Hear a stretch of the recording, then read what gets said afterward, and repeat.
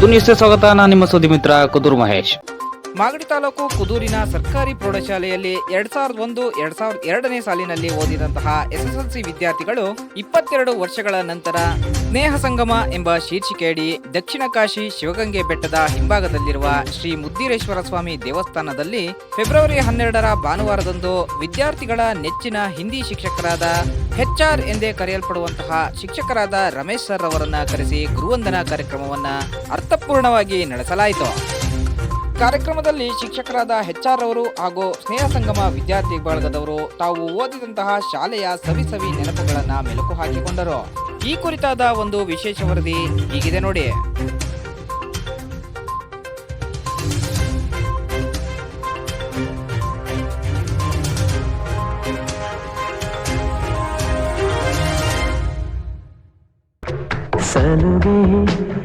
ಸಲುಗೆ ಸ್ನೇಹ ಸಲುಗೆ ಒಲವ ಕಡೆಗೆ ನಡೆವ ಘಳಿಗೆ ಎದೆಯೊಳಗೊಂದು ಮೌನ ಬಿಡದೆ ಕಾಣೋ ಗಾನ ಪುರಕಗಳಲ್ಲೇ ಸ್ನಾನ ನೆನಪುಗಳಲ್ಲೇ ಧ್ಯಾನ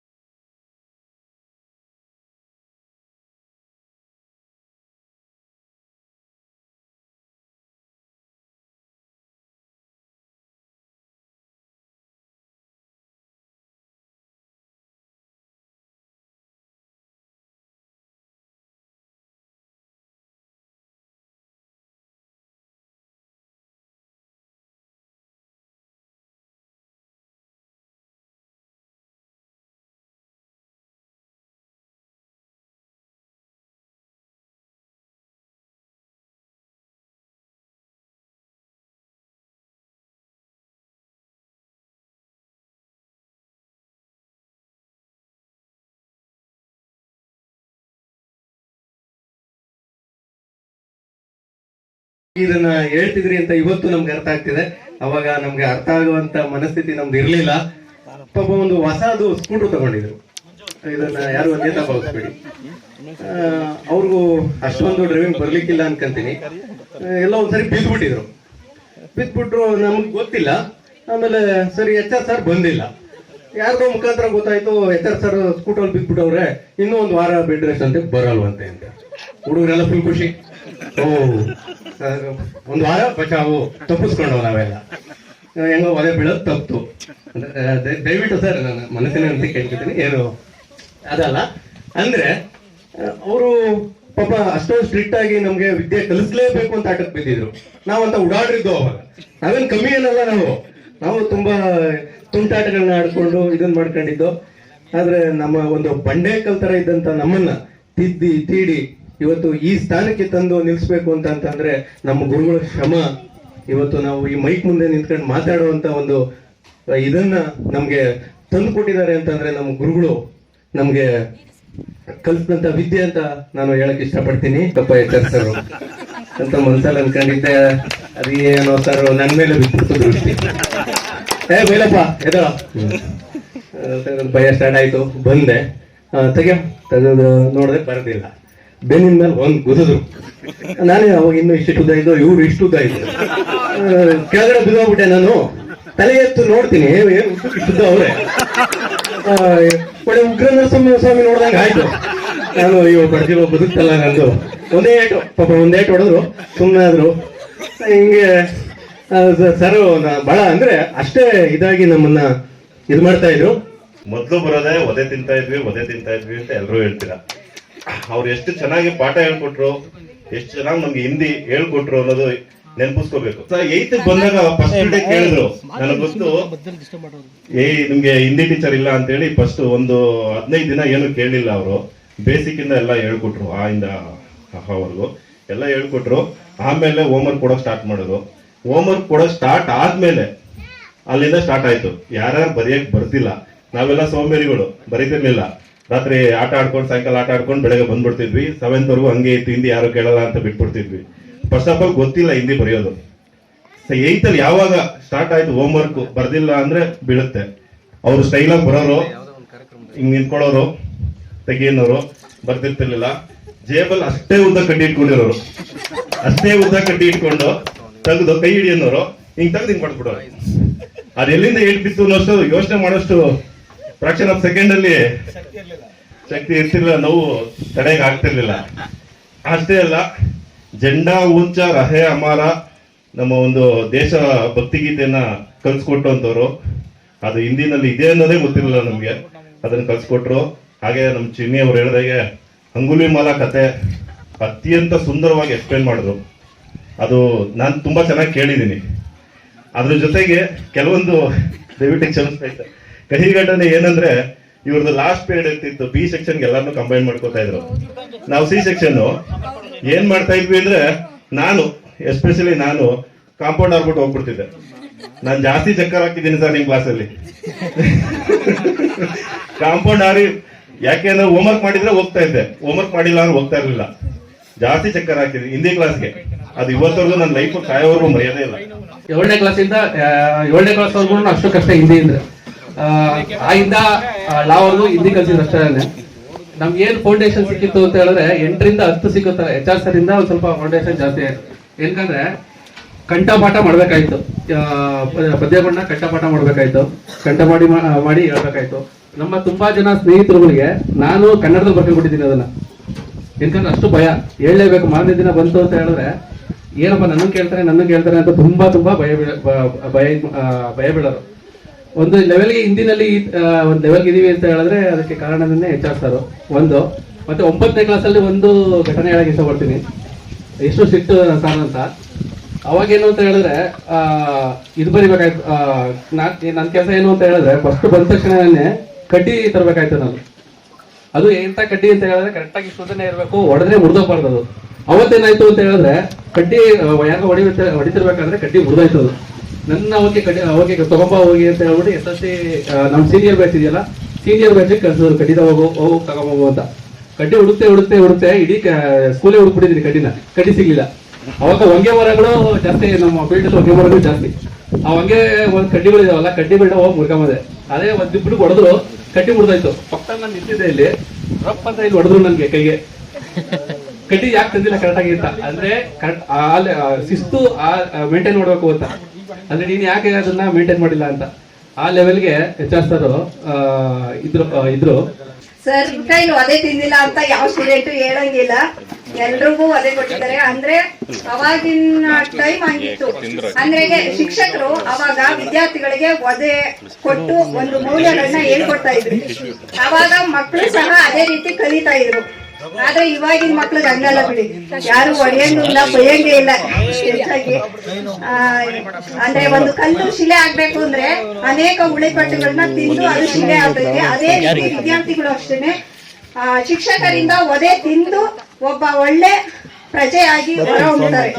ಅವಾಗಿನ ಶಿಕ್ಷಕರು ಅದೇ ತರ ಶಿಕ್ಷಣವನ್ನ ನೀಡ್ತಾ ಇದ್ರು. ನಾನು 9th ಸ್ಟ್ಯಾಂಡರ್ಡ್ ಅಲ್ಲಿ ಇರ್ಬೇಕಾದ್ರೆ ಸರ್ಕಲ್ಲಿ ಫಸ್ಟ್ ಟೈಮ್ ಲೈಫ್ ಅಲ್ಲಿ 8 ತಿಂದಿದ್ದು, ಎಲ್ಲಾ ಕ್ಲಾಸ್ಮೇಟ್ಸ್ ಮುಂದೆ ಹತ್ತಿದ್ದು, ಅದೆಲ್ಲ ನಂಗೆ ತುಂಬಾ ದಿನದವರೆಗೂ ಮರೆಯಕ್ಕೆ ಆಗಲ್ಲ.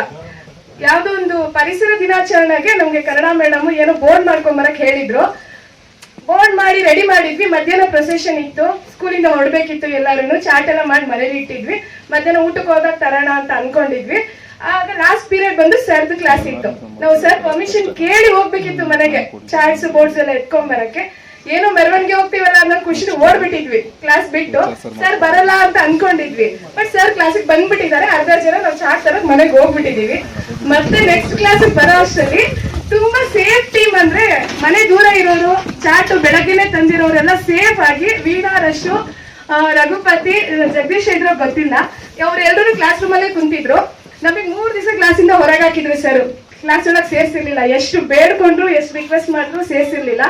3ನೇ ದಿನಕ್ಕೆ ಗಂಡ ಮೇಲೆ ಪಟಾರ್ ಅಂತ ಓಡ್ದು ಆಮೇಲೆ ಒಳಗಡೆ ಕ್ಲಾಸಿಗೆ ಸೇರ್ಸ್ಕೊಂಡಿದ್ರು. ಇದು ನನ್ನ ಬೆಸ್ಟ್ ಮೆಮೊರಿ ಅಂತ ಇದೀವಿ. ಆದ್ರೆ ನೆಕ್ಸ್ಟ್ ಕ್ಲಾಸ್ ಅಲ್ಲಿ ಒದೆ ತಿನ್ಬಾರ್ದು ಅಂತ ಕಷ್ಟಪಟ್ಟು ಬಾಹೆಟ್ ಮಾಡ್ಕೊಂಡು ಪೋಯಮ್ಸ್ ಆಗ್ಲಿ, ಕ್ವಶನ್ ಆನ್ಸರ್ಸ್ ಆಗ್ಲಿ, ಪಾಠ ಓದೋದನ್ನ ಅಭ್ಯಾಸ ಮಾಡ್ಕೊಂಡ್ ಬಂದಿದ್ವಿ. ಯಾರು ನೆನಪಿಸ್ಕೊಂಡಿಲ್ಲ ಅಲ್ವಾ? ಒದೆ ತಿನ್ಬಾರ್ದು. ಒದೆ ತಿಂದು ಅಭ್ಯಾಸ ಆಗಿ ಸಾಕಾಗಿ ಹತ್ತು ಕೊನೆಗೆ ನಾವು ಪ್ರಾಕ್ಟೀಸ್ ಮಾಡ್ಕೊಂಡು ಬಂದು ಸರ್ ಕೈಲಿ ಗುಡ್ ಅಂತಾನು ನಾವು ಅನ್ಕೊಂಡಿದೀವಿ. ಅದೇ ತರ ಸರ್ ನಮ್ಗೆ ಹೇಳ್ಕೊಡೋವಾಗ ಆಗ್ಲಿ ಎಫರ್ಟ್ ಹಾಕ್ತಾ ಇದ್ದೋ, ನಾವ್ ಎಷ್ಟು ಓದ್ಬೇಕು ಅನ್ನೋ ಎಫರ್ಟ್ ನ ಸರ್ ಹಾಕ್ತಾ ಇದ್ರು. ಅಂದ್ರೆ ಅವರು ಓದೆ ಕೊಡೋದ್ರ ಮೂಲಕ ನಮ್ಗೆ ತಿಳಿಸ್ಕೊಡ್ತಾ ಇದ್ರು. ಓದೆ ತಿನ್ನೋದು ನಾವು ಸರ್ನ ಎಷ್ಟೋ ಸಲ ಅನ್ಕೊಂಡಿದ್ವಿ, ಅಯ್ಯೋ ಸರ್ಕಾರ ಒದೆ ತಿಂತಾ ಇದೀವಲ್ಲಪ್ಪ ಅಂತ.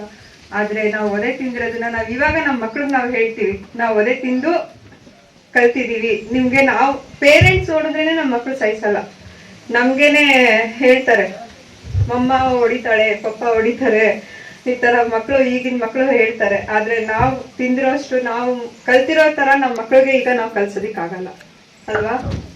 ಇಷ್ಟೊಂದು ಮಾತಾಡೋದಕ್ಕೆ ಅವಕಾಶ ಮಾಡ್ಕೊಟ್ಟಿದ್ದಕ್ಕೆ ಎಲ್ಲರಿಗೂ ಧನ್ಯವಾದಗಳು. 5 ಗಂಟೆ ಹೋಗ್ತಾ ಇದ್ರಿ, ಆದ್ರೆ ನಾನು 1 ತಿಂಗಳು 9 ಗಂಟೆಗೆ ಬರ್ಬೇಕಾಗಿತ್ತು. ಸುಭಾಷಿತ ಬರಿಬೇಕಾಗಿತ್ತು, ಸುಭಾಷಿತ ಓದ್ಬೇಕಾಗಿತ್ತು, ಪ್ರೇರಣೆ ಹೇಳ್ಬೇಕಾಗಿತ್ತು. ನನ್ನಲ್ಲಿ ಪ್ರತಿಭೆ ಇತ್ತು ಎಲ್ಲೋ ಗೊತ್ತಿಲ್ಲ, ಅದನ್ನ ಗುರುತಿಸಿದ್ದು ನಮ್ಮ HR ಮಾಸ್ಟರ್.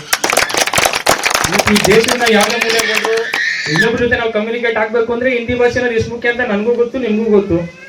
ಅದು ನಮ್ಗೆ ಕಲ್ಸ್ಕೊಡಕ್ಕೆ ನಮ್ಮ HR ಮಾಸ್ಟ್ರು, ರಮೇಶ್ ಮಾಸ್ಟ್ರು ಅಷ್ಟೇ ನಿಮ್ಗೆ ಗೊತ್ತಿರೋದು. उसी टाइम में एक दूसरा पेट नेम था हमारा HR मास्टर के लिए, हुली कट्टा हुली ಮೆಮೊರಿ ಅಷ್ಟೇ. ಮೊದಲಿಗೆ ನನ್ನನ್ನು ಕರೆಸಿ ಗೌರವಿಸಿದ್ದಕ್ಕೆ ತುಂಬಾ ನಿಮ್ಮೆಲ್ಲರಿಗೂ ಕೂಡ ಆಭಾರಿಯಾಗಿ. ಯಾವುದೇ ಕಾರಣ ಕೂಡ ಬರೀ ಸುಮ್ಮನೆ ಪಾಠ ಕಲಿಯೋದು ಮುಖ್ಯ ಅಲ್ಲ, ಜೀವನದಲ್ಲಿ ಇರಬೇಕಾದಂತಹ ಶಿಸ್ತು, ಸಂಯಮ ಮತ್ತೆ ನೀತಿ ನಿಯಮಗಳಿಗೂ ರೂಪಿಸ್ಕೊಂಡು ಒಂದು ಸೈದ್ಧಾಂತಿಕ ಜೀವನ ರೂಪಿಸ್ಬೇಕು, ಉತ್ತಮವಾದ ಸಂಸ್ಕೃತಿ ಕಲಿಸ್ಬೇಕು ಅಂತ ನನ್ನ ಭಾವನೆ ಇತ್ತು. ಆ ಉದ್ದೇಶಕ್ಕೋಸ್ಕರ ಕಲಿಸುವ ಜೊತೆಯಲ್ಲಿ ಜೀವನದ ಕೆಲವು ಪಾಠಗಳನ್ನು ಕಲಿಸಿದ್ದೀನಿ. ಆದ್ರೂ ಅಂತಹ ಸಂದರ್ಭದಲ್ಲಿ ವಿಧಿಯಲ್ಲಿ ಹೊಡೆದಿದ್ದೀನಿ, ತುಂಬಾ ಹೊಡೆದಿದ್ದೀನಿ. ಯಾಕೆ ಅಂತಂದ್ರೆ ಸುಮ್ಮನೆ ಎಲ್ಲರೂ ಬಂದು ಹೋಗ್ತಾರೆ. ಅದ್ರ ಏನಂದ್ರೆ ಈಗ ನಾವು ಕಷ್ಟಪಟ್ಟು ಜೀವನದಲ್ಲಿ ಮುಂದೆ ಬಂದಿದ್ವಿ. ಮೊದಲಿಗೆ ಇಲ್ಲಿಗೆ ಕುದೂರು ಬರೋಕ್ ಮೊದಲೇನ್ ಮಾಡಿದ್ವಿ ಅಂದ್ರೆ ನಾನು KSRTC ಕಂಡಕ್ಟರ್ ಆಗಿದ್ವಿ. ಅಲ್ಲಿ MA BEd ಮಾಡ್ಕೊಂಡಿದ್ವಿ. MA BEd ಮಾಡಿದ್ಮೇಲೆ ಪರ್ಸೆಂಟೇಜ್ ಮೇಲೆ ಕೆಲಸ ಸಿಕ್ತು. ನಾನು GH GC 3 ಜನ ಕೂಡ ಒಂದೇ ಸರಿ ಅಪಾಯಿಂಟ್ಮೆಂಟ್, ಒಂದೇ ಸರಿ ಕೆಲಸ ಸೇರ್ಕೊಂಡು. GC ಆರೋಗ್ಯ ಸರಿ ಇಲ್ಲ ಅಂತ ಅಂದ್ಬಿಟ್ಟು ವಾಲಂಟರಿ ರಿಟೈರ್ಮೆಂಟ್ ತಗೊಂಡ್ಬಿಟ್ರು. ಆಮೇಲೆ GH ಅಲ್ಲೇ ಭಕ್ತಳ್ಳಿ ಪಕ್ಕ ತರಕೂಪದಲ್ಲಿ ಇಂಗ್ಲಿಷ್ ಟೀಚರ್ಸ್ ಆಗಿ ಕೆಲಸ ಮಾಡ್ತಾ ಇದ್ದೆ. ಈಗ ನಾನು ಇಲ್ಲಿ ಕುದುರೆಯಿಂದ ಹೋದ್ಮೇಲೆ ಕುಣಿಗಲಲ್ಲಿ ಸಂತೆ ಮಹೋತ್ಸವ ಕೆಲಸ ಮಾಡಿದೆ. ಅಲ್ಲಿ 2 ಸಬ್ಜೆಕ್ಟ್ ತಗೊಳ್ತಿದ್ದೆ. ಈಗ ನಿಮಗೆ ತೊಗೊಂಡಿರಲಿಲ್ಲ, ಇಲ್ಲಿ ಕುದುರೆನಲ್ಲಿ ತಗೊಳ್ತಿದ್ದೆ. ಅಲ್ಲಿ MNವರೆಗೂ ನನಗೂ ಗಲಾಟೆಗಳು, ಇಂಗ್ಲಿಷ್ ಮೀಡಿಯಂಗೆ ಸೋಷಿಯಲ್ ತಗೋಬೇಕು ಬಹಳ ತೊಂದರೆ. ಯಾವಾಗ ಗಲಾಟೆ ಮಾಡೋದಂತ ಸಂದರ್ಭಗಳು ಇವೆ. ಯಾಕೆಂದ್ರೆ ನಮ್ದು ಮೊದಲಿಂದ ಕೂಡ ಸೈದ್ಧಾಂತಿಕ ನೆಲೆಗಟ್ಟಿನ ಮೇಲೆ ಬಂದಿರೋಂತ ತಂದೆ ತಾಯಿಗಳು. ತಂದೆ ನಾನು 3 ತಿಂಗಳು ಮಗುವಿದ್ದಾಗಲೇ ತೀರೋಗಿರ್ಬೇಕು. ಎಲ್ಲ ತಾಯಿಯೇ ತಂದೆ ತಾಯಿ ದೇವರಾಗಿ ಎಲ್ಲ ನಾನು ಈ ಮಟ್ಟಕ್ಕೆ ಬೆಳೆಸಿದ್ದೇನೆ. ಅಲ್ಲಿಂದ ನೇರವಾಗಿ ಕುದುರಿಗೆ ಜಾಯ್ನ್ ಆದೆ. ಅದಾದ್ಮೇಲೆ ಬರೀ ಕರೆಸ್ಪಾಂಡೆನ್ಸ್ ನಂದು 9 ಡಿಗ್ರಿ. 2015ರಲ್ಲಿ PhD ಆಗ್ಬೇಕಾಗಿತ್ತು. ಲಾಸ್ಟ್ ಥೀಸಿಸ್ ಸಬ್ಮಿಟ್ ಮಾಡ್ಬೇಕಾಗಿತ್ತು. ನಮ್ಮ ತಾಯಿ ತೀರೋಗ್ಬಿಟ್ರು. ಸೊ ಹಂಗಾಗಿ ಅದೇ ಒಂದು ಸೋಗಿನಲ್ಲಿ ನಾನು ಡ್ರಾಪ್ ಮಾಡಿದೆ. ಇಲ್ಲಾಂದ್ರೆ ನಾನು ಡಾಕ್ಟರೇಟ್ ತಗೋದಾಯ್ತು. ಟೋಟಲಿ ನಾನೀಗ ಗುರುವಿಲ್ಲದೆ ನಾನೇ ಕರೆಸ್ಪಾಂಡೆನ್ಸ್ ನಲ್ಲಿ ಸಾಕಷ್ಟು ಓದಿರುವಂಥದ್ದು. ಅದಕ್ಕೆ ಎಲ್ಲ ಕಾರಣ ನಾನೀಗಲೂ ಕೂಡ ನಮ್ಮ ತಾಯಿ ನೆನ್ಕೊಂತೀನಿ. ಸೊ ಹಾಗಾಗಿ ಅಲ್ಲಿಂದ ಬಂದಾದ್ಮೇಲೆ ನಿಮಗೆ ಸಾಕಷ್ಟು ಹೊಡೆದಿದ್ದೀನಿ. ಓಕೆ, ಆದ್ರೂ ಕೂಡ ಅಲ್ಲಿ ಪ್ರೇಯರಲ್ಲಿ ಬಂದಾಗ ಕೂಡ ನೋಡಿ, ಟೀಚರ್ ಇದ್ರು ಕೂಡ ಇಲ್ಲ, ನಾನು ಬರ್ತೀನಿ ಅಂತಂದಾಗ ಪಟ ನಿಂತ್ಕೊಂಡ್ಬಿಡೋದು. ಅದು ಜ್ಞಾಪಕ ಇದೆ. ಆಮೇಲೆ ನಿಮ್ ಜೊತೆಲೂ ಕೂಡ ಲಾಸ್ಟ್ ಅಲ್ಲೂ ಕೂಡ ಪಾಠ ಮಾಡೋ ಜೊತೆಲಿ ಲಾಸ್ಟ್ ಅಲ್ಲಿ ಆಟನೂ ಆಡಿವಿ. ಬ್ಯಾಡ್ಮಿಂಟನ್, ಕ್ರಿಕೆಟ್ ಎಲ್ಲ ಆಡಿವಿ ನಿಮ್ಮಲ್ಲಿ. ಅಂದ್ರೂ ಕೂಡ ನೋಡಿ, ಪಾಠ ಮಾಡ್ಬೇಕಾ ಪಾಠ ಟೀಚರ್, ಮಿಕ್ಕಿದಾಗ ಫ್ರೆಂಡ್ ಆಗಿ ನಾನು ನಿಮ್ಮ ಜೊತೆಲಿ ಬೇರೆ ಈ ತರ ಎಲ್ಲ ಕೆಲಸ ಮಾಡಿದ್ದೀನಿ. ಸೊ ಅಲ್ಲಿ ಕುಣಿಗಲ್ಗೆ ಹೋದಾಗ ಕುಣಿಗಲ್ಲಿ ಅಲ್ಲಿ 2 ಸಬ್ಜೆಕ್ಟ್ಸ್ ಸೋಷಿಯಲ್ ಸೈನ್ಸ್ ಮತ್ತೆ ಹಿಂದಿನಲ್ಲಿ ಕೂಡ ಮತ್ತೆ ತುಮಕೂರು ಡಿಸ್ಟ್ರಿಕ್ಗೆ 2nd ಪ್ಲೇಸ್ ಬಂದಿತ್ತು ನಮ್ಮ ಕಾಲೇಜ್, ನಮ್ಮ ಸ್ಕೂಲ್. ಹಂಗಾದಾಗ ನನಗೆ ಪ್ರೈಸ್ ಅವಾರ್ಡ್ಸ್ ಎಲ್ಲ ಬಂದಿತ್ತು. ಡಿಪಾರ್ಟ್ಮೆಂಟ್ ಇಂದ ಗೌರ್ಮೆಂಟ್ ಇಂದ ಗುರುತಿಸಿ ಅವಾರ್ಡ್ ಎಲ್ಲ ಕೊಟ್ಟಿದ್ದು. ಅಲ್ಲಿಂದ ಬಂದೆ ತಾಲೂಕು ಲೆವೆಲ್ ಆಫೀಸರ್ ಆಗಿ ಕುಣಿಗಲ್ಲಿ 2 ವರ್ಷ ಕೆಲಸ ಮಾಡಿದ. ಆಮೇಲೆ ಪ್ರಮೋಷನ್ಸ್ ಆಗಿ ಭಕ್ತಗಳಿಂದ ಅಲ್ಲೋ ಭಕ್ತರಲ್ಲೂ ಅಷ್ಟೇ. ಇವನ್ ಅಡ್ಮಿಷನ್ ಮಾಡ್ಕೊಡ್ತೀನಿ. ಸ್ಪೋರ್ಟ್ಸ್ ಇನ್ಚಾರ್ಜ್ ನಾನೇ. ಮತ್ತೆ ಯಾರೇ ಪಬ್ಲಿಕ್ಸ್ ಬಂದ್ರು ಕೂಡ, ಪೇರೆಂಟ್ಸ್ ಬಂದ್ರು ಕೂಡ ನಾನೇ ಎಲ್ಲ ಫೇಸ್ ಮಾಡ್ತಿದ್ದೆ. ನಾನೇ ಸ್ಯಾಲ್ರಿ ಮಾಡ್ತಿದ್ದೆ. ನಾನೇ ಪ್ರತಿಯೊಂದು ಕೂಡ ಎಲ್ಲ ಅನುಭವಗಳೇ ಸ್ವಲ್ಪ. ಯಾಕೆ ಹೇಳ್ತಾ ಇದೀನಿ ಅಂತಂದಾಗ, ಬಹಳ ಕಷ್ಟದಿಂದ ಕರಗತ ಮಾಡ್ಕೊಂಡಿರುವಂತದ್ದು. ಕಷ್ಟದ ಜೀವನದಲ್ಲಿ ಮುಂದೆ ಬಂದು ನಾನೀಗ ನಮ್ಮ ಟೀಚರ್, ನಮ್ಮ ಶಿಷ್ಯರಿಗೂ ಕೂಡ ಅದನ್ನೇ ಹೇಳೋದು. ಸ್ವಲ್ಪ ಈಗ ಬೈದ್ರೆ ಯಾರಾದ್ರು, ಈಗ ಮನೆಯಲ್ಲಿ ಯಾರಾದ್ರೂ ಕೂಡ ಬೈರ್ಬೇಕಂತೆ. ಶಾಲೆ ಕಾಲೇಜುಗಳು ಯಾವ್ದಾದ್ರು ಬೈರ್ಲೇಬೇಕು. ಬೈಯಿಲ್ಲದ ಶಿಕ್ಷಣ ಅಲ್ಲ. ಯಾಕೆಂದ್ರೆ ದಾರಿ ತಪ್ಪುವಂತಹ ಸಾಧ್ಯತೆಗಳು ಜಾಸ್ತಿ ಇದೆ. ಅದಕ್ಕೆ ಈಗಲೂ ಅಷ್ಟೇ ನಾನು ಹಂಗೆ ಮಾಡ್ತೀನಿ. ಈಗ ನಮ್ಮಲ್ಲಿ ಕಾಲೇಜ್ ಜಾಸ್ತಿ ದೊಡ್ಡದು. 2018ರಲ್ಲಿ ಹೋಗಿದ್ದಾನೆ ಅಲ್ಲಿಗೆ. ಅಲ್ಲಿ NSS ಆಫೀಸರ್ ಹೋಗಿ ಕೆಲಸ ಮಾಡ್ತಾ ಇದ್ದೀನಿ. NSS ಆಫೀಸರ್ ಫುಲ್ ಎಲ್ಲ ಪ್ರತಿಯೊಂದು ಕೂಡ ಅಲ್ಲಿಯೂ ಅಷ್ಟೇ. ಇವಾಗ ಪ್ರೇಯರ್ ಮಾಡಿಸೋದು ಕೂಡ ನಾನೇ. ಅಷ್ಟು ಜನ ಹುಡುಗರುಗಳಿಗೆ ಇಲ್ಲಿ ಅಲ್ಲಿ ಹೋಯ್ತು ಅಂತ ಭಯ ಬಂದ್ರು ಕೂಡ ಇನ್ಸ್ಪೆಕ್ಟರ್ ಅಂತಾರೆ. ಕೆಲವರು ಇನ್ಸ್ಪೆಕ್ಟರ್ ಬಂದ್ರು ಕೂಡ ನಿಂತ್ಕೊಂಡ್ರು ಅಂತಾರೆ. ಕೆಲವರು PD ಮಾಸ್ಟರ್ ಅಂತಾರೆ. ಕೆಲವು ಯಾರು ಅನ್ಕೊಳ್ಳಿ, ಏನಾರು ಅನ್ಕೊಳ್ಳಿ ಏನಂತಂದಾಗ ನಮ್ಗೆ ಏನು ಭಯ ಇರಲ್ಲ, ಹೆಂಚಿಕೆ ಇರಲ್ಲ. ಕೆಲಸ ಮಾಡ್ಬೇಕು, ಮಕ್ಕಳಿಗೆ ಕಲಿಸ್ಬೇಕು. ಬರೆದು ಕಲಿಸಿದ್ರೆ ಅಟ್ಲೀಸ್ಟ್ ಜೀವನದಲ್ಲಿ ಮುಂದೆ ಬರ್ತಾರೆ ಅಂತ. ತಡಿಯಪ್ಪ, ಈಗ ನೀವೇನ್ ಹೇಳಿದ್ರಿ, ಈಗ ಭಯದಿಂದ ಈಗ ನಾನೀಗ ಅಲ್ಲಿ ಬಯಾಟ್ ಮಾಡಿಸಿದ್ದೆ. ಪ್ರತಿಯೊಂದು ಕ್ವಶನ್ ಅಂಡ್ ಆನ್ಸರ್ ಕೂಡ ಬಯಾಟ್ ಮಾಡಿಸಿದ್ರೆ ಆಯ್ತಾ. ಬೆಂಚ್ ಲೀಡರ್ಸ್ ಎಲ್ಲ ಮಾಡಿದ್ವಿ. ಮತ್ತೆ ಡೈಲಿ ಕಾಪಿ ರೈಟಿಂಗ್ ಬರೀಬೇಕಾಗಿತ್ತು, ಕಂಪಲ್ಸರಿ ಬರೀಬೇಕಾಗಿತ್ತು. ಬರೀಲಿಲ್ಲ ಅಂದ್ರೆ ಬೀಳೋದು. ಈಗ ಫಸ್ಟ್ ಇಯರ್ ಸೆಕೆಂಡ್ ಇಯರ್ ಮಾಡಿರೋದು ಆಯ್ತಾ. ಸೊ ಇವೆಲ್ಲ ಇವರೇ ಮಾಡಿರುವಂತದ್ದು ಇವೇ ಸಾಕಷ್ಟಿದೆ. ಈಗ ಅಲ್ಲೂ ಕೂಡ ಕಾಲೇಜಲ್ಲೂ ಕೂಡ ಅದೇ ಮುಂದುವರಿಸಿದ್ದೀನಿ. ಯಾಕೆ ನಾನೀಗ ಕಷ್ಟಪಟ್ಟು ಮುಂದೆ ಬಂದಿದ್ದೀನಿ. ಸ್ವಲ್ಪ ಬಾಯಿದಿಂದ ಕೂಡ ಮುಂದೆ ಬರಲಿ ಮಕ್ಕಳುಗಳು ಅಂತ ಉದ್ದೇಶಕ್ಕೋಸ್ಕರ. ಈಗ ನಾನು ಹಿಂದೆ ಏನು ಬಡದು ಕಾಲೇಜ್ಗಳಲ್ಲಿ ಬಡದು ಕಳಿಸಿದ್ದೇನೆ. ಈಗ ಅವರು ಕೂಡ ಫೋನ್ಗಳಲ್ಲಿ ಕೂಡ ಕಾಂಟ್ಯಾಕ್ಟ್ ಇನ್ನೂ ಇದೆ, ಮಾತಾಡ್ತಾರೆ ಅವರು. ಸೊ ಹಂಗೆ ಆತರ ಎಲ್ಲ ಮಾಡಿ ಬಂದೆ. ಹಂಗಾಗಿ ನಿಮಗೆ ಆ ಟೈಮಲ್ಲಿ ಹೊಡೆದು ಬೈದಿದ್ದಕ್ಕೆ ನನಗೆ ಕ್ಷಮೆ ಇರಲಿ. ಯಾಕೆಂದ್ರೆ ಆ ಸಂದರ್ಭದಲ್ಲಿ ಹಂಗಿತ್ತು. ಅದಕ್ಕೆ ನಾನೇನೋ ಕಲಿಸ್ಬೇಕು, ಒಬ್ಬೊಂದು ಉನ್ನತ ಮಾರ್ಗ ತರಬೇಕು ಅನ್ನೋಂಥದ್ದಿತ್ತು. ಯಾಕೆಂದ್ರೆ ದಾರಿ ತಪ್ಪ ವಯಸ್ಸು, ಅಡೋಲೆಸೆನ್ಸ್ ಅನ್ನುವಂಥದ್ದು ಹದಿಹರೆಯದ ವಯಸ್ಸು. ಅವಾಗ ದಾರಿ ತಪ್ಪೋದು ಎಲಾಸ್ಟಿಕ್ ಹೆಂಗಿರುತ್ತೆ ಹಂಗೆ ಎಳೆದಿ ಹೋದಾಗ ಕಟ್ಟಾಗ್ಬಿಟ್ಟು ಜಾಸ್ತಿ ಹೇಳಿದೆ. ಸೊ ಆ ಉದ್ದೇಶಕ್ಕೋಸ್ಕರ ಅಂತಂದಾಗ ಒಂದು ರೀತಿ, ಸಂಸ್ಕೃತಿ, ಸಂಸ್ಕಾರ ಕಲಿಸ್ಬೇಕು ಅನ್ನೋ ಉದ್ದೇಶಕ್ಕೋಸ್ಕರ ನಾವು ಕಲಿಸ್ತೀವಿ ಅಷ್ಟೇ ಆಯ್ತಾ. ಸೊ ಹಂಗಾಗಿ ಏನಾಗಿರುತ್ತೆ, ಮತ್ತೆ ನಿಮ್ಮಲ್ಲಿ ಅದನ್ನ ಮಾತ್ರ ರಿಕ್ವೆಸ್ಟ್ ಕೇಳ್ಕೊಳ್ತೀನಿ. ಅದು ಆತರ ಆ ಸಂದರ್ಭದಲ್ಲಿ ಇತ್ತು, ಹಾಗಾಗಿತ್ತು. ಆದ್ರೂ ಕೂಡ ಇವಾಗ ಅಷ್ಟಿದ್ರು ಕೂಡ ನನ್ನನ್ನು ಬೈಕ್ಗಳಲ್ಲಿ ನೀವು, ನಾನಲ್ಲಿ ಬೆಂಗಳೂರಲ್ಲಿ ಇರೋದು, ಆದ್ರೂ ಕೂಡ ರಘು ಫೋನ್ ಮಾಡಿದಾಗ ನನಗೆ ಗೊತ್ತಾಗ್ಲಿಲ್ಲ ಯಾವ ರಘು ಗೊತ್ತಿದೆ, ಜ್ಞಾಪಕ ಇದೆ. ಬಟ್ ರಘು ಅಂತ ಜ್ಞಾಪಕ ಇದೆ, ಬಟ್ ಕೆಲವರಿಗೆಲ್ಲ ಇನ್ನೂ ನನಗೆ ಜ್ಞಾಪಕ ಇದೆ. ಆದ್ರೂ ಆಮೇಲೆ ಗೊತ್ತಾಯ್ತು. ಆಮೇಲೆ ಹೇಳಿದ್ಮೇಲೆ ಇವತ್ತು ಎಕ್ಸಾಮಿನೇಷನ್ಸ್ ಇತ್ತು ನಮಗೆ. KEನಲ್ಲಿ ಎಕ್ಸಾಮ್, PU ಬೋರ್ಡ್ ಅಪೋಸಿಟ್ ಇರೋದು ನಮ್ದು ಕಾಲೇಜು, ಕಲ್ಬಿಡಿ ಕಾಲೇಜು. ಯಾವಾಗಲೂ ಕೂಡ ಸ್ಪರ್ಧಾತ್ಮಕ ಪರೀಕ್ಷೆ ಎಕ್ಸಾಮ್ ಈಗ ಆಗ್ತಾ ಇರ್ತದೆ. ಸಾಕಷ್ಟು ಎಕ್ಸಾಮ್ ಆಗ್ತಾ ಇರ್ತದೆ. ಸೊ ಹಂಗಾಗಿ ಏನಾಗಿರೋದು, ನನ್ನ ಎಕ್ಸಾಮ್ ಅಟೆಂಡ್ ಮಾಡಿದ್ರು. ಅವಾಗ ಮೊದಲು ಹೇಳಿದಾಗ ಆಯ್ತು ಒಪ್ಕೊಂಡೆ. ಅದಾದ್ಮೇಲೆ ಮೊನ್ನೆ ಮೆಸೇಜ್ಗಳು ನಾನು ಕಳಿಸ್ದೆ, ವಿತ್ ಟೈಮ್ ಟೇಬಲ್ ಕಳಿಸ್ದೆ. ಹಿಂಗೆ ಏನು ಮಾಡೋದು, ಆಮೇಲೆ ಸರ್ ಬರಲೇಬೇಕು ಅಂತ ಅಂದಿರ ಮತ್ತೇನು ಮತ್ತೆ ಮಾತಾಡಲಿಲ್ಲ. ಪ್ರಿನ್ಸಿಪಾಲ್ ಹತ್ರ ರಿಕ್ವೆಸ್ಟ್ ಮಾಡ್ಕೊಂಡು, ಈಗ ಬೇರೆಯವ್ರು ನಾನು ನನ್ನ ಬದಲಿಗೆ ಬೇರೆಯವ್ರಿಗೆ ಹ್ಯಾಂಡಲ್ ಮಾಡಿ ಕೊಟ್ಬಿಟ್ಟು ನನ್ನ ಜವಾಬ್ದಾರಿಯನ್ನು ಬೇರೆ ವಹಿಸಿ ಕೊಟ್ಬಿಟ್ಟು ಯಾಕಂದರೆ ಬೈಕ್ ಬರ್ತೀನಿ ಅಂತ ಹೇಳಿದ್ರು. ಅದಕ್ಕೆ ಬಂದು ಯಾಕೆಂದ್ರೆ ನನಗೆ ಖುಷಿ ಆಯಿತು, ಸಾಕಷ್ಟು ಖುಷಿ ಆಯಿತು. ಯಾಕೆಂದ್ರೆ ನಿಮ್ಮನ್ನೆಲ್ಲ ನೋಡ್ದಂಗಾಯ್ತು, ಮಾತಾಡ್ಸ್ದಂಗಾಯ್ತು. ನೀವು ನಮಗೆ ಗೌರವ ಕೊಡ್ತೀರಿ, ಅದನ್ನ ಸನ್ಮಾನ ಮಾಡ್ತೀರಿ ಅದನ್ನೆಲ್ಲ. ಬಟ್ ಏನೋ ಅಂತಂದಾಗ ನಮ್ಗೆ ಗೊತ್ತಿಸಿದ್ರೆ ನಾನು ಕಲಿಸಿದಂಥದ್ದು ನಮ್ಗೆ ಸಿಗುವಂಥದ್ದಾಗೆ ಇದೊಂದೇ. ಗುರುಗೆ ಸಿಗುವಂಥದ್ದು ಏನಪ್ಪ ಅಂತಂದಾಗ ಶಿಷ್ಯರಿಟ್ಟುವಂಥ ಒಂದು ಇದೇ ಒಂದು ಗೌರವ ಏನು ಅಂತ. ಇವೆಲ್ಲ ಅಷ್ಟೇ. ಈಗ ನನಗೆ ಬೆಂಗಳೂರಿಗೆ ಹೋದ್ಮೇಲೆ 3 ರಾಜ್ಯ ಪ್ರಶಸ್ತಿ ಬಂದು, ಒಂದು ಕನ್ನಡ ರಾಜ್ಯೋತ್ಸವ ಪ್ರಶಸ್ತಿ, ಒಂದು ನಾಡಪ್ರಭು ಕೆಂಪೇಗೌಡ ಪ್ರಶಸ್ತಿ, ಮತ್ತೆ ಇನ್ನೊಂದು ಅತ್ಯುತ್ತಮ ಎಲ್ಲ ಕ್ಷೇತ್ರಗಳು ಅತ್ಯುತ್ತಮ ಉಪನ್ಯಾಸಕ ಅಂತ ಅಂದ್ಕೊಂಡು 3 ರಾಜ್ಯ ಪ್ರಶಸ್ತಿ ಬಂದಿದ್ದೀನಿ. 2015 3 ರಾಜ್ಯ ಪ್ರಶಸ್ತಿ. ಯಾಕೆಂತಂದ್ರೆ ಆದ್ರೆ ಕೆಲಸ ಮಾಡ್ತಾ ಇದ್ದೀನಿ, ಆ ಕಡೆ ಕೆಲಸ ಮಾಡ್ಕೊಂಡು ಹೋಗ್ತಾ ಇದ್ದೀನಿ. ಅಲ್ಲೂ ಅಷ್ಟೇ, ನೀವು ಹೇಳೋದ್ರಲ್ಲ ಈಗ ಬರಲಿ ಸಾಕು ಅಂತ ಅಂದ್ಬಿಟ್ಟು ನೋಡ್ತಾರಲ್ಲಿ ಬಂದಿಲ್ಲ ಕೊಡೋ ಇವತ್ತು ಖುಷಿ ಅಂತ. ಇವತ್ತು ಅಂಥವ್ರು ಇದ್ದಾರೆ ಈಗ, ಅದೇ ನೀವೆಲ್ಲ ಈಗಲೂ ಹಂಗೆ ಇದ್ದಾರೆ. ಈಗ ಬಂದ ತಕ್ಷಣ ಪ್ರೇಯರ್ ಮಾಡಿಸ್ತಾ ಇದ್ದಾರೆ. ಈಗ ಬಂದ ಹೋಗ್ದ ತಕ್ಷಣ ಏನ್ ಮಾಡ್ತಾರೆ ಅಂತಂದ್ರೆ ಇದು ಮಾಡ್ತಾರೆ. ಅಲ್ಲೂ ಅಷ್ಟೇ, ಅಲ್ಲಿ ಯಾವ ರೀತಿ ಪ್ರೇಯರ್ ಮಾಡಿಸ್ತಿದ್ ನಾವು, ಆಟ ಆಡ್ತಿದ್ ನಾವು, ಅದೇ ರೀತಿಯಲ್ಲಿ ನನಗೆ ಒಳ್ಳೆ ಬೇಸಿಕ್ ಕೊಡ್ತು. ನನಗೆ ಒಳ್ಳೆ ಅಂದ್ರೆ basement foundations of the school ಅಂತಂದ್ರೆ ಕುದೂರು. ಅಲ್ಲಿ ಈಗ ಪರಿಸರ ಕೆಟ್ಟೋಗಿದೆ, ಯಾಕೆಂದ್ರೆ ಬಿಲ್ಡಿಂಗ್ ಎಲ್ಲ ಡೈವರ್ಷನ್ಸ್ ಎಲ್ಲ ಚೇಂಜ್ ಮಾಡಿದ್ದಾರೆ. ಅದು ಹಿಂದೆ ಇದ್ದಂಥದ್ದು ಬಿಲ್ಡಿಂಗ್ಗಳು ಈಗಲೂ ಕೂಡ ಬಹಳ ಲಾಟ ಇಲ್ಲ ಅಷ್ಟೇ. ಸಾಕಷ್ಟು ಕುದೂರಲ್ಲಿ ಕೆಲಸ ಮಾಡಬೇಕಾದಾಗ ನಾನು ಚೆನ್ನಾಗಿ ಕೆಲಸ ಮಾಡೋದಕ್ಕೋಸ್ಕರ ಈಗ ನಾನು ಕೂಡ ಸಾಕಷ್ಟು ಅಪೋಸ್ ಮಾಡಿರುವಂತ ಇದ್ರು ಕೂಡ ಆಯ್ತಾ. ಚೆನ್ನಾಗಿತ್ತು, ಒಳ್ಳೆ ಕಾಲೇ, ಒಳ್ಳೆ ಸ್ಕೂಲು. ಚೆನ್ನಾಗಿ ನನಗೊಂದು ವೃತ್ತಿ ಜೀವನದಲ್ಲಿ ನನಗೆ ಬದಲಾವಣೆ ತಂದಂತ ಒಂದು ಸ್ಕೂಲು ಅಂತಂದ್ರೆ ಕುದೂರು ಆಯ್ತಾ. ಮಕ್ಕಳುಗಳು ಅಷ್ಟೇ ಸಾಕಷ್ಟು ಎಲ್ಲದನ್ನು ಹಂಗೆ ಕೂಡ ನನ್ನ ಅಷ್ಟೊಂದು ಕಷ್ಟದಲ್ಲಿ ಹೊಡೆದ್ರು ಕೂಡ ನೋವಿನಿಂದ ಕಲಿಬೇಕು ಅಂತ ಅನ್ಕೊಂಡು ಇದು ಮಾಡ್ಕೊಂಡು ಆಮೇಲೆ ಅವಾಗ ಮಾತ್ರ ಅವಳವರು ಅಷ್ಟೇ. ಅದಾದ್ಮೇಲೆ ಇಮಿಡಿಯೇಟ್ಲಿ ಆಟೋಮೆಟಿಕಲಿ ತಿರ್ಗಿ ನಾನು ಅಷ್ಟೇನೆ. ನಾನು ಹಂಗೇನೇನೆ ಮೊದಲು ಹೊಡಿತಿದ್ದೆ, ಸಿಟ್ಟು ಬಂದು ಹೊಡೆದ್ಬಿಡ್ತಿದ್ದೆ. ಹೊಡೆದಾದ್ಮೇಲೆ ತಿರ್ಗಿ ಮತ್ತೆ ಅವ್ರನ್ನ ಮಾತಾಡಿಸ್ತಿದ್ದೆ ನಾನು ಎಲ್ಲ. ಅದೇ ರೀತಿಯಲ್ಲಿ ಮಾತಾಡಿಸ ಅವ್ರನ್ನ ಮನವೊಲಿಸ್ಬಿಟ್ಟು ಹಂಗೆ ಬರ್ತಿದ್ದಂಗೆ. ಸೊ ಆ ರೀತಿಯಾದಂತದ್ದನ್ನ ಈಗ ಅದಕ್ಕೆ ಅದೇ ರೀತಿಯಲ್ಲಿ ಈಗಲೂ ಕೂಡ ಇದ್ದೀನಿ, ಇನ್ನು ಮುಂದೆನೂ ಕೂಡ ಇರ್ತೀನಿ. ಏನಿದೆ ಇದೆ ಅದು, ಯಾಕೆಂದ್ರೆ ಬೇಸಿಕ್ ಕೊಟ್ಟಂತದ್ದು ಅಂತಂದಾಗ ಕುದೂರು. ಬಾರು ಬಾರು ಹಾತಿ ಹೇ ಮುಜ್ಕೋ, ಬಾರು ಬಾರು ಹಾತಿ ಹೇ ಮುಜ್ಕೋ ಬರ್ದಿದೆ. ನನಗೆ ಜೊತೆಗೆ ಕಂಠಪಾಠ ಮಾಡಿಸ್ತೀನಿ ನಿಮಗೆ. ಹಾಡುಗಳನ್ನ ಪದ್ಯಗಳನ್ನು ಅಷ್ಟೇ ನೀಟಾಗಿ ಸೊಗಸಾಗಿ ನಾನು ದೀರ್ಘವಾಗಿ ಆಡುವೆ. ನಿಮ್ಮ ಕೈಯಲ್ಲಿ ಆಡೋದಕ್ಕೂ ಕೂಡ ಕಾಂಪಿಟೇಟಿವ್ ಕೊಟ್ಟಿದ್ದೀವಿ. ಏನು ಜ್ಞಾಪಕ ಇದೆ ಆಯ್ತಲ್ವಾ.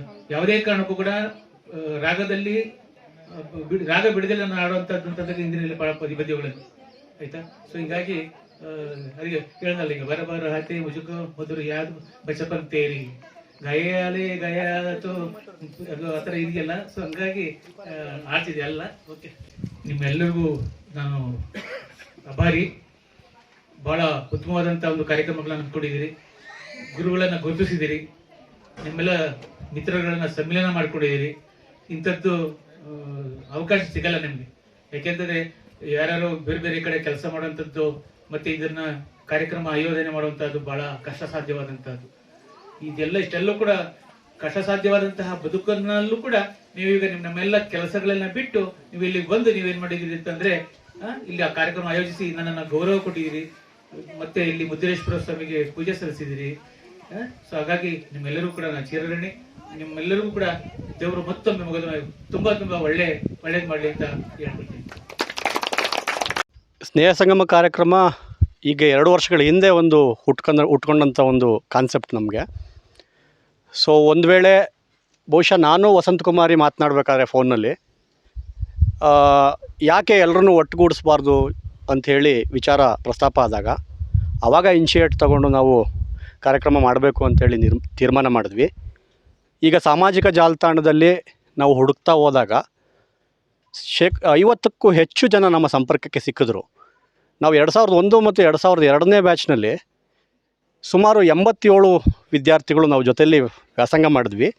ಅದರಲ್ಲಿ 50ಕ್ಕೂ ಹೆಚ್ಚು ನಮ್ಮ ಸಂಪರ್ಕಕ್ಕೆ ಬಂದರು. ಪ್ರತಿಯೊಬ್ಬರಿಗೂ ಕೂಡ ಆ 50 ಜನಕ್ಕೂ ಕೂಡ ವೈಯಕ್ತಿಕವಾಗಿ ಕರೆಗಳನ್ನು ಮಾಡಿ ಆನಂತರ ಸ್ನೇಹ ಸಂಗಮ ಅಂತಕ್ಕಂಥ ಒಂದು ವಾಟ್ಸಪ್ ಗ್ರೂಪನ್ನು ನಾವು ಸೃಷ್ಟಿ ಮಾಡಿ ಅದರಲ್ಲಿ ನಾವು ಯಾವ ಸ್ಥಳದಲ್ಲಿ ಕಾರ್ಯಕ್ರಮ ಮಾಡಬೇಕು ಅಂತೇಳಿ ನಿರ್ಧಾರ ಮಾಡಿ ಕಾರ್ಯಕ್ರಮ ರೂಪುರೇಷೆಯನ್ನು ಸಿದ್ಧ ಮಾಡಿದ್ವಿ. ಸೊ ಮೊದಲನೇ ವರ್ಷ ಇಲ್ಲೇ ಶಿವಗಂಗೆ ಬೆಟ್ಟದ ಸಮೀಪ ಕೌಚಿಗಲ್ಲ ಮುನೇಶ್ವರ ಅಂತಕ್ಕಂಥ ಒಂದು ದೇವಸ್ಥಾನದಲ್ಲಿ ನಮ್ಮ ಇಂಗ್ಲೀಷ್ ಭಾಷಾ ಶಿಕ್ಷಕರಾದಂಥ ಜಿ ಹನುಮಂತಯ್ಯ ಸರ್ ಅವ್ರನ್ನ ಕರೆಸಿ ಒಂದು ಸಣ್ಣದಾದರೆ ಮರಗಳ ನೆರಳು ಕೆಳಗಡೆ ಮಾಡಿದಂಥ ಫಂಕ್ಷನ್ನು. ತಾವು ಈಗೇನು ನೋಡ್ತಾ ಇದ್ದೀರಿ, ಇದು 3ನೇ ವರ್ಷ.